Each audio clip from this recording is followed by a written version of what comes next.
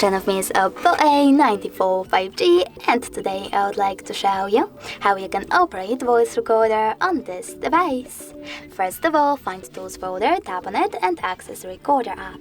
Now select Allow in the pop-ups. I already did that, so I can click on Standard over here and select one of those options. Standard, Meeting or Interview. I will stick with Standard though, so I have to click on it and tap on this red button to start my recording. If you want to, you can pause it or unpause it using the same one. If you want to add a bookmark, you can always do that by clicking on this flag icon on the left. And if you wish to end it and save it, click on the check mark on the right. Now name your recording however you wish to, and from here, delete it right away by choosing this pin icon at the top left corner, or save it by clicking on the check mark at the top right one.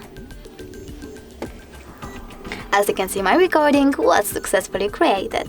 If you wish to play it, just click on it. If you wish to delete it though, you need to go back, hold it, select delete icon at the bottom right corner and confirm your choice in the pop-up.